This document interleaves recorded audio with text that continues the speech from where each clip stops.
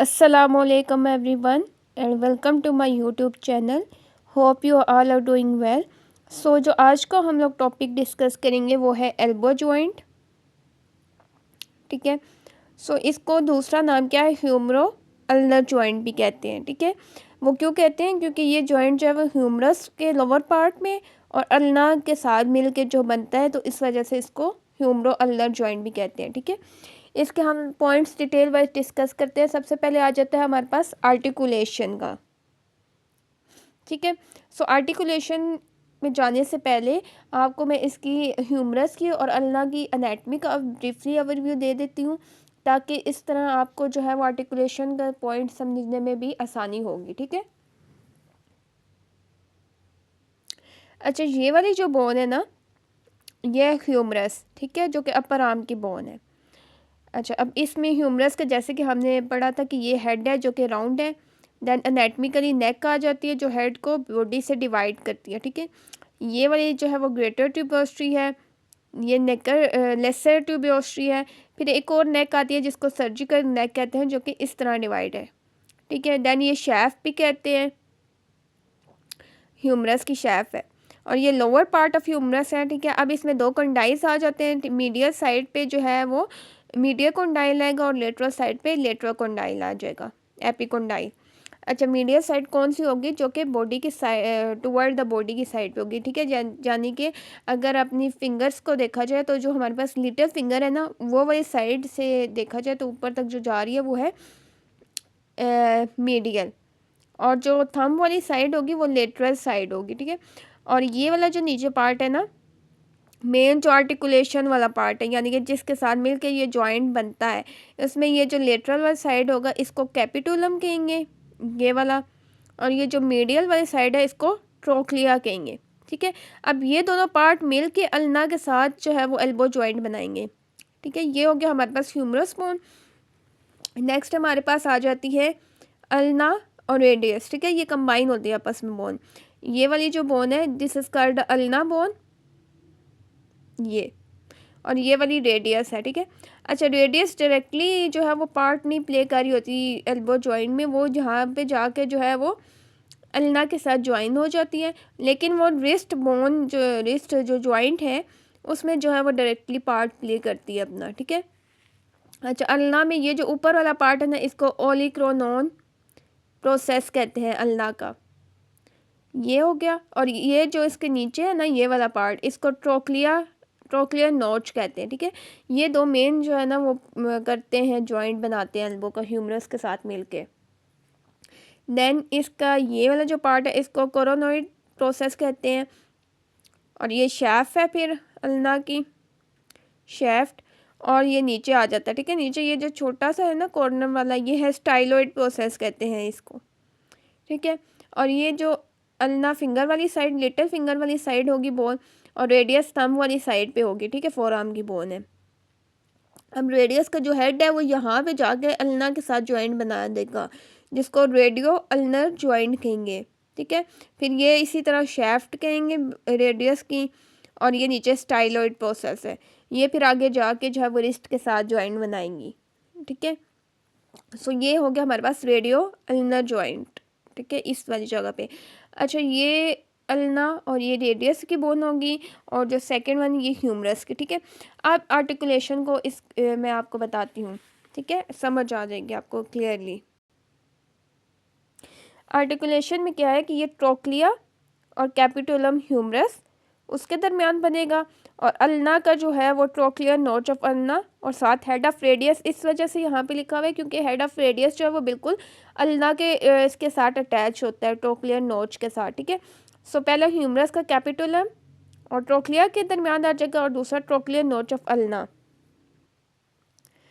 यानी कि ये हमने अभी पढ़ा है कि ह्यूमरस की बोन है, इसके नीचे आ जाती है ये वाली कैपिटुलम और ट्रोक्लिया, इधर से ये वाले दो आ जाएंगे। और जो अल्ना की है ना बोन, इसका ओलिक्रोनोन प्रोसेस ऑफ अल्ना, ये तो ऊपर वाला पार्ट है ना, लेकिन ये जो नीचे वाला पार्ट है ना, दिस का द ट्रोक्लियर नोच। ठीक है। ये नोच जाके उसकी बैक साइड से फिक्स होगी उसके कैपिटुलम के बीच में, और जाके जो है वो बनाएगी, ठीक है, क्योंकि यहाँ पे हेड ऑफ रेडियस इस वजह से आएगा कि ये इसके साथ बिल्कुल अटैच है, तो इसका भी इसमें जो है वो लिखा गया इसी वजह से कि ये भी जॉइंट बनाते हैं। लेकिन मेन जो है वो ये है कैपिटलम और ट्रोक्लिया, और दूसरा अल्ना का जो है वो ट्रोक्लिया नॉच आ जाएगी। ठीक हो गया। देन इसकी आर्टिकुलर सर्फेसिस जो हैं वो हाईलाइन कार्टिलेज से कवर है। अच्छा, जितने भी हमारे पास साइनोवियल जॉइंट अभी तक हम लोग पढ़ चुके हैं, आगे जितने अपर लिम्ब या लोअर लिम्ब के पढ़ेंगे उसमें मोस्टली का ये है कि उनके आर्टिकुलर सर्फेसिस जो है वो हाईलाइन कार्टिलेज से ही कवर्ड होती हैं, ठीक है। देन टाइप आ जाते हैं सेकेंड पॉइंट। टाइप ये है synovial hinge joint. Hinge joint क्यों कहा गया है, जैसे कुंडी की अगर एग्जांपल लेने, ठीक है, लॉक, अगर लॉक लगाना हो, ठीक है, तो वो जिस तरह लॉक लगाते हैं डोर को, सो उस हिसाब से ये जॉइंट का भी ऐसा ही शेप है, ठीक है, एल्बो जॉइंट की भी। सो इस वजह से इसको साइनोवियल हिंज जॉइंट का नाम दिया गया है, ठीक है। देन आ जाता है कैप्सूल। अच्छा, कैप्सूल की जब बात आ जाती है तो इसमें जो है वो एक दो कैप्सूल आ जाएंगे, ठीक है, कैप्सूल है ये। अच्छा, एक तो जॉइंट है ये, इसके आगे से कैप्सूल आ जाएगा जिसने उसको कवर किया होगा, और एक इसके पीछे वाली साइड से जिसको पोस्टीरियरली कहेंगे, ठीक है, आगे वाले को एंटीरियरली। सो अब हम लोग देखते हैं कि कौन कौन से यहाँ पे कैप्सूल का काम आ जाता है। एंटीरियरली क्या है कि ये अटैच्ड है ह्यूमरस के ऊपर along the upper margin of coronoid and radial fossa, और ये आ जाता है मीडियल और लेटरल एपिकंडाइल दोनों की फ्रंट साइड से आ जाता है, और नीचे वाले जो है वो आ जाता है कोरोनॉइड प्रोसेस ऑफ अल्ना और एनुलर लिगामेंट तक, जो कि हेड ऑफ रेडियस को सराउंड करता है। इसका मतलब ये है कि अब कैप्सूल जो है उसको हमने देखना है कि ऊपर ह्यूमरस वाली बोन को भी कवर करे, और नीचे जो बोन आ रही है अल्ना की उसको भी जो है वो उसको कवर अप करना हो, ठीक है, उसका मेन काम है। सो कैप्सूल में अगर बात की जाए तो ह्यूमरस में क्या आ जाता है, कोरोनॉइड प्रोसेस, और दूसरा रेडियल फोसा आ जाता है, ठीक है, और दूसरी जैसे कि हमने पढ़ा कि मीडियल या लेटरल एपिकोडाइल दोनों साइड से वो कवर करेगा, और वो नीचे आ जाएगा अल्ना के कोरोनॉइड प्रोसेस तक, क्योंकि ये मेन इन्हीं के दरमियान में जॉइंट बन रहा था ना, तो एंटीरियरली उसके जॉइंट के इर्द गिर्द कैप्सूल का मेन काम है कि उसने जॉइंट को इर्द गिर्द से कवर किया होगा।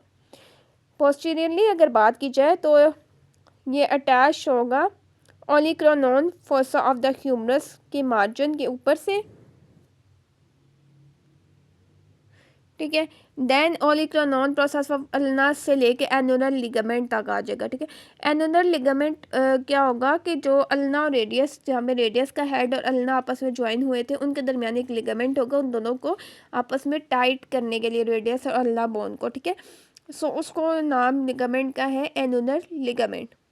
वो जो है एनुलर लिगामेंट है, तो पोस्टीरियरली कैप्सूल इधर से कवर्ड होगा, ठीक है, पीछे वाली साइड से।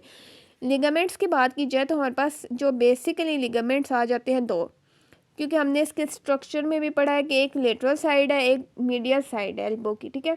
सो उस हिसाब से लिगामेंट भी आ जाएंगे। लेटरल जो थंब वाली साइड है वो जो लिगामेंट होगा वो ट्राइंगल शेप होगा, यानी कि इस तरह की शेप का होगा लेटरल वाला। अच्छा, अब उसका क्या होगा कि जो उसकी एपिक्स होगी ना लिगामेंट की, वो लेटरल एपिकोंडाइल ऑफ ह्यूमरस के साथ अटैच होगी, और इसकी बेस जो है वो एनुलर लिगामेंट के साथ अटैच होगी, ठीक है। यानी कि एपिक्स का मतलब है कि ये वाला जो पार्ट है इसको एपिक्स कहेंगे कॉर्नर वाला, और ये जो नीचे वाला होगा ना इसको बेस कहेंगे, ठीक है। अच्छा, बेस वाला क्या होगा, वो हमारे पास एनुलर लिगामेंट, जो कि मैंने अभी बताया कि रेडियस का हेड और अल्ना के जो नोच है उसके दरमियान में बनेगा, ठीक है, उसके साथ अटैच्ड होगा। और जो दूसरे वाला होगा एपिक्स, वो जो है वो lateral epicondyle of the humerus के साथ इसलिए अटैच होगा क्योंकि यहाँ पे लेटरल लिगामेंट है, ठीक है। सो वो लेटरल साइड पे लिगामेंट होगा सिर्फ, ठीक हो गया। देन आ जाता है मीडियल लिगामेंट। इसके नाम से ही पता चला मीडियल लिगामेंट है, तो ये सिर्फ मीडियल साइड पे होगा, ठीक है। सो ये भी ट्राइंगल शेप का होगा, और इसके 3 बैंड्स बने होंगे, ठीक है, एक एंटीरियर बैंड होगा, एक पोस्टीरियर बैंड होगा, और एक ट्रांसवर्स, ठीक है। एंटीरियर का मतलब है कि मीडियल साइड पे वो आगे की तरफ से गुजरा होगा, ठीक है। पोस्टीरियर उस जॉइंट के पीछे की तरफ से गुजरा होगा, और ट्रांसवर्स का मतलब होता है कि वो इस तरह गुजरा होगा, ठीक है, इस तरह। ये 3 बैंड होंगे मीडियल के। अच्छा, अब हम लोग पढ़ते हैं एंटीरियर बैंड जो है वो मीडियल एपिकोंडाइल ऑफ ह्यूमरस से निकलेगा और कोरोनोइड प्रोसेस तक जाएगा। अच्छा, फिर डायग्राम के थ्रू मैं आपको समझाती हूँ, क्लियरली आपको लिगामेंट्स की भी समझ आएगी, ठीक है। एंटीरियर हमने कहा क्योंकि मीडियल कॉन्डाइल था ना ये वाला, सो ये इसके 3 बैंड आ जाते हैं, ठीक है, 1 2 3 इस तरह, ठीक है। अब इसकी जो भी इस लिगामेंट्स की ओरिजिन होगी ना वो इसी जगह से होगी, मीडियल एपिकोंडाइल से, ठीक है। सो एंटीरियर का जो बात की गई है हमने, वो यहाँ से निकलेगा मीडियल एपिकोंडाइल ह्यूमरस की बोन से। अब वो जो अल्ना की बोन है वो वहाँ पे कोरोनोइड प्रोसेस जो ये वाला है ना, यहाँ तक जाके अटैच्ड होगा। क्लियर हो गया। अच्छा, देन पोस्टीरियर जो है ना बैंड, वो भी मीडियल एपिकोंडाइल ऑफ ह्यूमरस से निकलेगा और वो ओलिक्रोनोन प्रोसेस तक जाएगा। ये मीडियल एपिकोंडाइल है, यहाँ से निकला पोस्टीरियर, और ओलिक्रोनोन प्रोसेस ये वाला है, ठीक है, सबसे ऊपर वाला, यहाँ तक जो है वो मीडियल जाएगा बैंड। देन लास्ट पे आ जाता है ट्रांसवर्स, जो कि इस तरह बैंड होगा। ये कहाँ से होगा, ये अनर अटैचमेंट की होगी 2 प्रोसीडिंग बैंड्स की, ठीक है। यानी कि ये जो 2 बैंड्स ऊपर हैं एंटीरियर और पोस्टीरियर, इनको जो है वो अल्ना के साथ जो है वो अटैचमेंट प्रोवाइड करेगा, अटैच करेगा। ये जो है हमारे पास बैंड आ जाता है मीडियल का। अच्छा, नेक्स्ट हमारे पास आ जाती है कौन सा पॉइंट, साइनोवियल मेम्ब्रेन।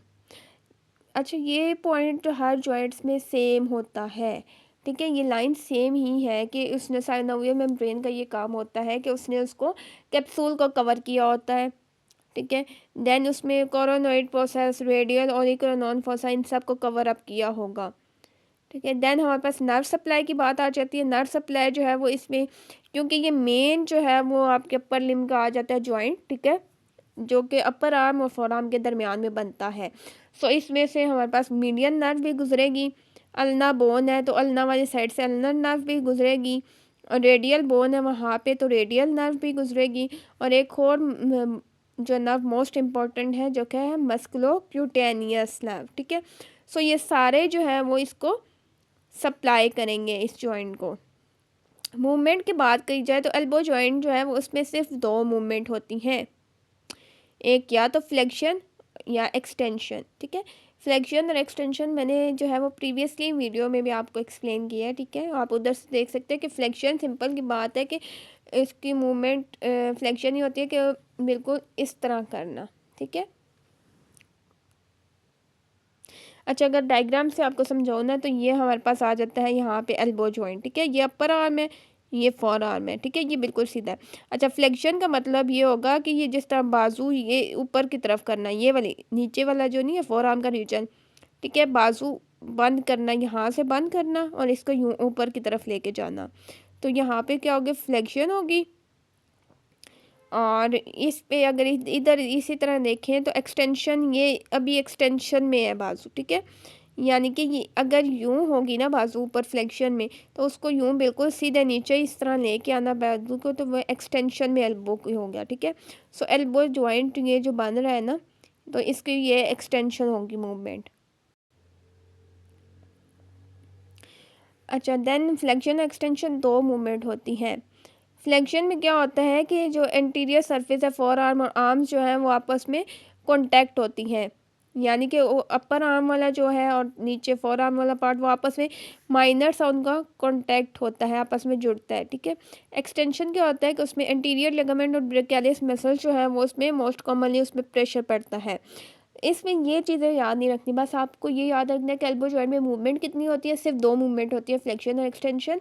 फिर आपने ये याद रखने हैं पॉइंट के कौन कौन से मसल्स जो हैं वो उन पे मूवमेंट करवा रहे हैं, ठीक है, मसल्स का एज इट इज़ ही नाम याद रखने हैं। इस तरह रखने हैं कि फ्लेक्शन जो करवा रहा है जाहिर सी बात है वो आगे वाली साइड पे जो जो मसल्स हैं वो फ्लेक्शन करवाएंगे, और एक्सटेंशन जो आपके पीछे वाली साइड पे है, ठीक है। सो फ्लेक्शन में हमारे पास ये जो आर्म के मसल आ जाते हैं, ब्रेकियालिस, बाइसेप ब्रेकिया, ब्रेकोरेडियालिस, प्रोनेटर टीरियस, ठीक है। ये 4 ग्रुप ऑफ मसल्स है जो कि हमारे पास फ्लेक्शन करवाते हैं एल्बो की, और एक्सटेंशन जो है वो ट्राइसेप कराएंगे। और एनकोनियस मसल्स, ठीक है। दो मसल्स मिल के यहाँ पे एक्सटेंशन करवा रहे हैं। वन मोर इम्पोर्टेंट पॉइंट यहाँ पे आ जाता है, एक और एल्बो जॉइंट पे एक एंगल बनता है जिसको कहते हैं केरिंग एंगल, ठीक है। ये एमसीक्यू वाइज बहुत इंपॉर्टेंट है और शॉर्ट क्वेश्चन वाइज भी ना ये बहुत एग्जाम्स में पूछा जाता है कि केरिंग एंगल क्या है और नॉर्मल मेल और फीमेल में जो है वो कितना केरिंग एंगल होता है, ठीक है। ये एल्बो जॉइंट में बनता है, पहली तो ये आपने बात याद रखनी है, केरिंग एंगल, ठीक है। और ये कैसे बनती है कि जब आपके फोर आर्म जो है ना वो एक्सटेंशन प्रोसेस में हो, एक्सटेंशन में हो, और यानी कि अगर ये देखा जाए, ठीक है, ये एक्सटेंशन है अभी इसकी, ठीक है, फोर आर्म की, मतलब सीधा है ये पोजीशन में। तो अब इसमें क्या होगा कि जो फोर आर्म की लॉन्ग एक्सिस है, यानी कि यहाँ से दरमियान से देखें लॉन्ग एक्सिस लेंगे एक, ठीक है, और ये जो अपर आर्म है इसकी लॉन्ग एक्सिस तक जा रहा है, ठीक है। दरमियान में जो एंगल बनेगा ना यहाँ पे उसको केरिंग एंगल कहेंगे।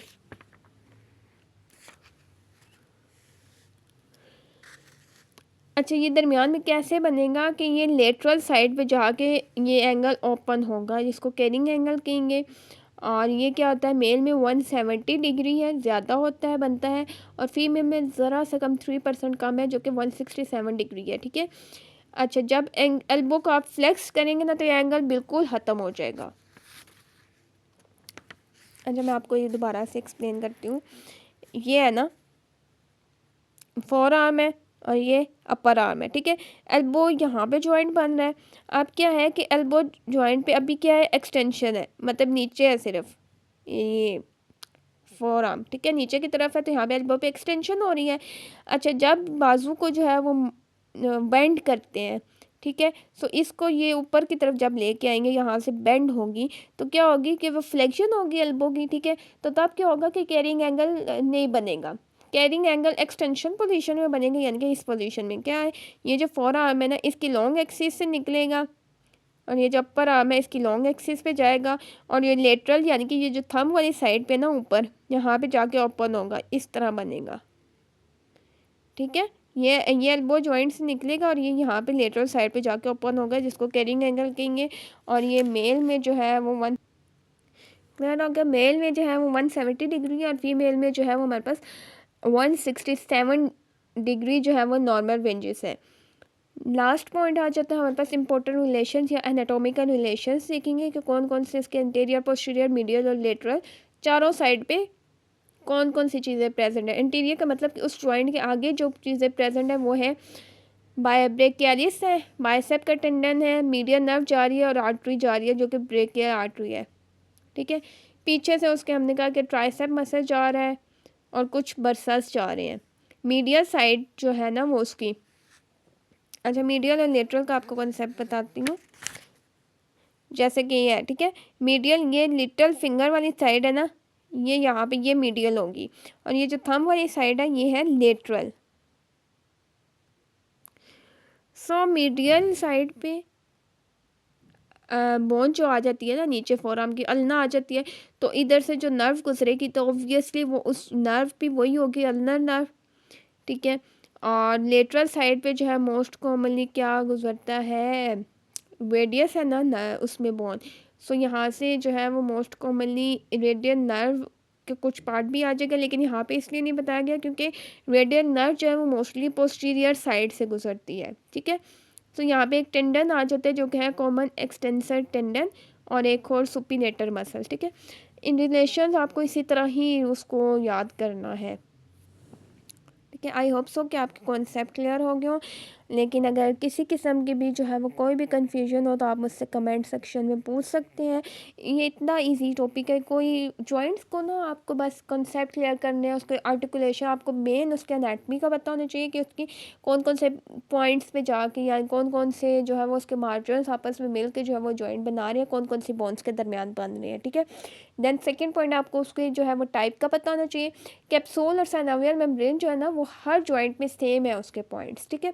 देन मेन आपको उसके लिगामेंट्स पता होने चाहिए कि कौन कौन से लिगामेंट है जिन्होंने उसको जो है वो आपस में स्ट्रेंथन किया है, ठीक है, उसको जोड़ के रखा है।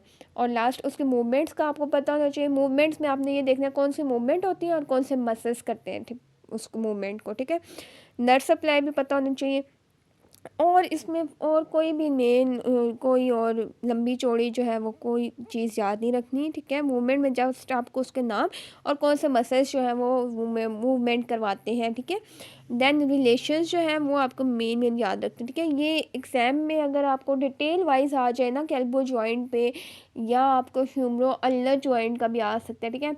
इस तरह भी क्वेश्चन आ सकता है कि उसको डिटेल वाइज एक्सप्लेन करें। या समटाइम्स ऐसे होता है कि शॉर्ट एमसीक्यूज़ या शॉर्ट एससीक्यूज़ में भी ना वो आपको कुछ पॉइंट्स बीच में से पूछ सकते हैं, ठीक है। लाइक एग्ज़ाम में ऐसे हो सकता है कि अगर कोई शॉर्ट एससीक्यू है ना, तो उसमें ए बी और सी लिख के तो उस हिसाब से क्वेश्चन पूछते हैं। लाइक अगर ए में कि what is the carrying angle, ठीक है, नॉर्मल मेल और फीमेल में कितना हो गया, ये पूछ सकते हैं, डिफ़ाइन करें। या फिर इसमें से ये पूछ सकते हैं कि कौन कौन से लिगामेंट्स को एक्सप्लेन करें। लिगामेंट्स होगी, मूवमेंट्स होगी, नर्व सप्लाई होगी, ठीक है। इस तरह कुछ कुछ पॉइंट्स भी करके वो एग्ज़ाम्स में पूछ सकते हैं, ठीक है। सो इस हिसाब से आपको जो है वो कंसेप्ट क्लियर होने चाहिए, ठीक है। सो आई होप सो कि आप लोगों के कॉन्सेप्ट क्लियर होंगे। लेकिन अगर किसी किस्म की कोई भी कन्फ्यूजन हो इस टॉपिक से रिलेटेड, या जो प्रीवियसली मैं आपको पढ़ा चुकी हूँ उनसे भी रिलेटेड कोई भी क्वेश्चन हो, या और भी किसी चीज़ से भी रिलेटेड हो मेडिकली, तो आप मुझसे वो कमेंट सेक्शन में पूछ सकते हैं। सो मैं इंशाल्लाह आपको जो है वो उसका रिप्लाई दे दिया करूँगी, ठीक है। So don't forget to watch my channel and subscribe my channel, ताकि मैं इसी तरह ही आपके साथ अपनी लेटेस्ट मेडिकल वीडियोस जो हैं वो शेयर करती रहूँ। Thank you so much.